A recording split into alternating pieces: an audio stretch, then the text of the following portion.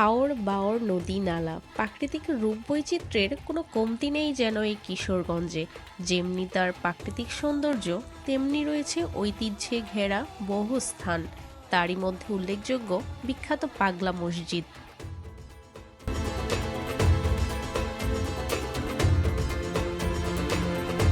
প্রিয় দর্শক, স্বাগত জানাচ্ছি কিশোরগঞ্জ জেলা হতে। ঐতিহ্য ও রহস্যে ঘেরা কিশোরগঞ্জের পাগলা মসজিদ সম্পর্কে লোকমুখে শুনেছি বহু গল্প। আজ এসেছি তাই নিজের চোখ।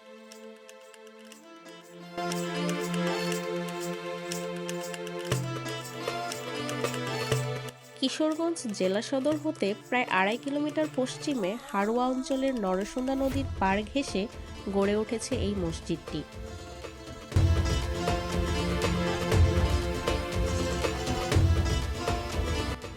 প্রায় 250 বছরের পুরাতন এই মসজিদটিকে ঘিরে লোকমুখে শোনা যায় নানা কল্পকাহিনী। চলুন তাহলে জানা অজানা এই পাগলা মসজিদ সম্পর্কে নতুন করে কিছু জানা যাক।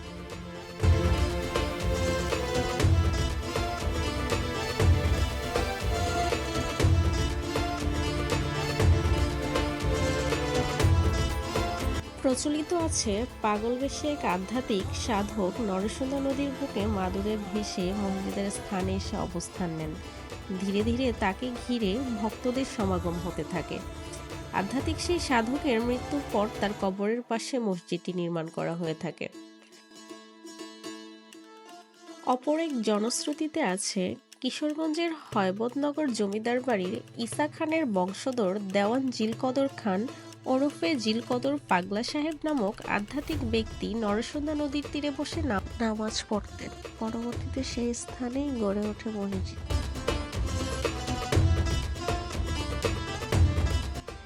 এই মসজিদে মানত কিংবা দান খয়রাত করলে মনোবাসনা পূর্ণ হয়, এমন বিশ্বাস থেকেই প্রতি শুক্রবার বিভিন্ন বয়সী নারী পুরুষের ঢল নামে মসজিদটিতে। দেশের বিভিন্ন প্রান্ত হতে নারী পুরুষেরা ছুটে আসেন এই মসজিদে।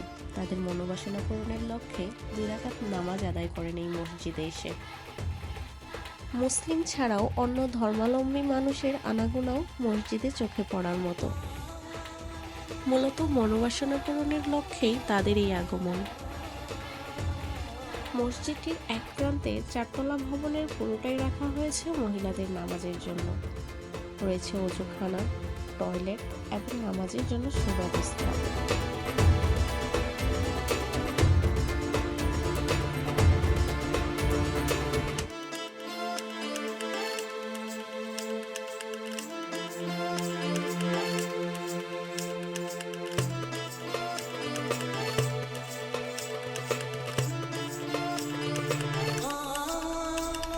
আধুনিক স্থাপত্য শৈলীতে নির্মিত এই মসজিদটির বর্তমান জমির পরিমাণ 3 একর 88 শতাংশ, যা নির্মাণকালে ছিল কেবল 10 শতাংশ জমির উপর।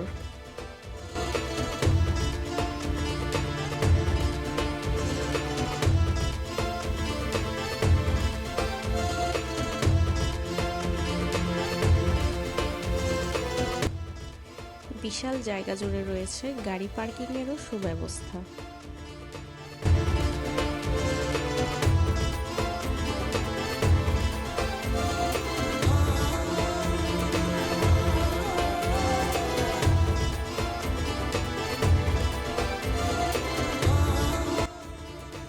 প্রতিদিন হাজার হাজার ভক্তের সমাগম ঘটে মসজিদটিতে।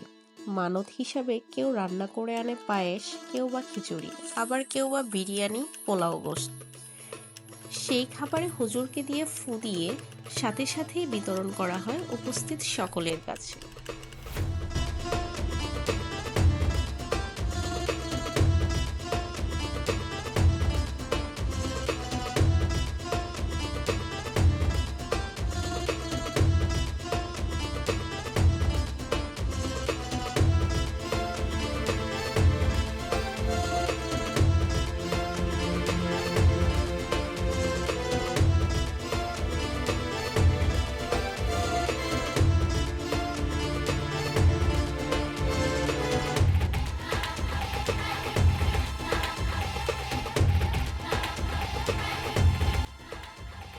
এ চিত্র প্রায় প্রতিদিনের।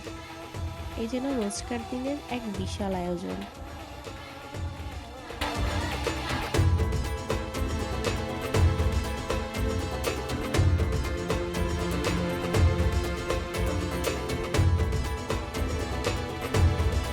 মনোবাসনা পূরণের এমন বিশ্বাসের আলোকেই সাধারণ মানুষ প্রচুর দান খয়রাত করে থাকে এই মসজিদটিতে।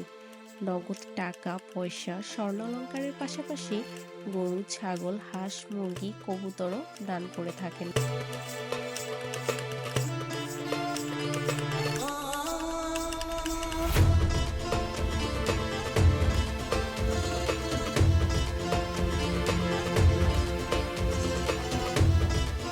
দানের তালিকায় আরও রয়েছে ধর্মীয় গ্রন্থ, মিষ্টান্ন এবং মোমবাতি।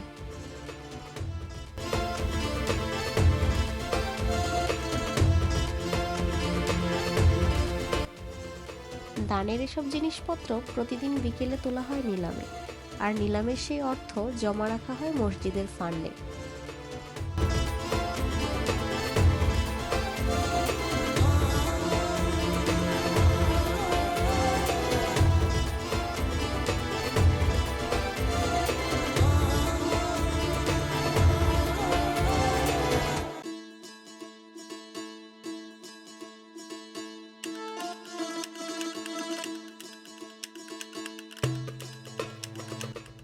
মসজিদের ৯টি দান বাক্স প্রতি ৪ মাস পর পর স্থানীয় জেলা প্রশাসনের কর্মকর্তা এবং স্থানীয় ব্যাংক কর্মকর্তাদের উপস্থিতিতে খোলা হয়ে থাকে এবং প্রতি বাড়ি কোটি কোটি নগদ টাকা, সোনা, রূপা, ডায়মন্ড, বিদেশি মুদ্রা সহ পাওয়া যায় ভক্তদের বহু চিঠি।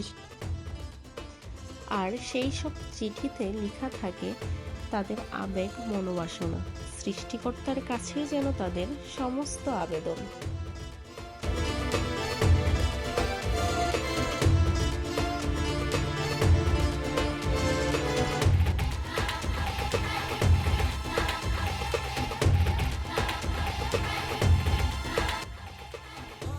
এত অধিক পরিমাণ দান খয়রাতের কারণে মসজিদটি ইতিমধ্যেই দেশের অন্যতম আয়কারী ধর্মীয় প্রতিষ্ঠান হিসেবে স্বীকৃতি লাভ করেছে। এই মসজিদের আয়ের একটি অংশ আশেপাশের অন্যান্য মসজিদ, মাদ্রাসা, এতিমখানা সহ বিভিন্ন উন্নয়ন ও সেবামূলক খাতে ব্যয় করা হয়ে থাকে।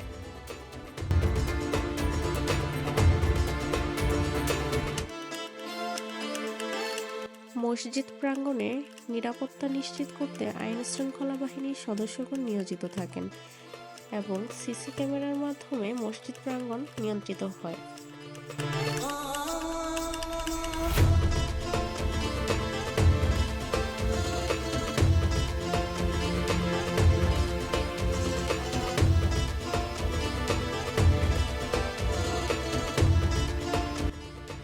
প্রতিদিন প্রায় কয়েক হাজার লোকের সমাগম ঘটে মসজিদটিতে।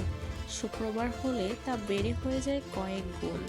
নামাজ শেষে মুসল্লিরা রাস্তার পাশে ফকির মিসকিনদের দান খয়রাতের মাধ্যমেই যেন তাদের পূর্ণতা পেয়ে থাকেন।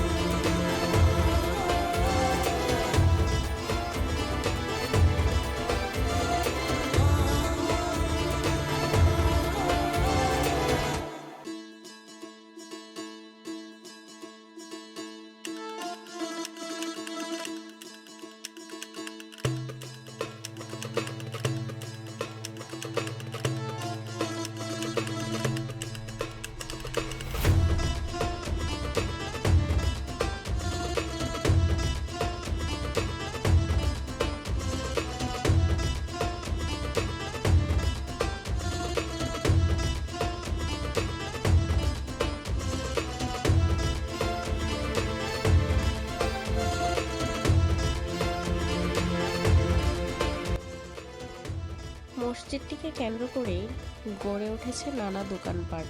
বিভিন্ন স্থান হতে আগত মানুষজনদের ভিড়ে জমজমাট হয়ে ওঠে এসব স্থানীয় দোকানপাটের বাজার।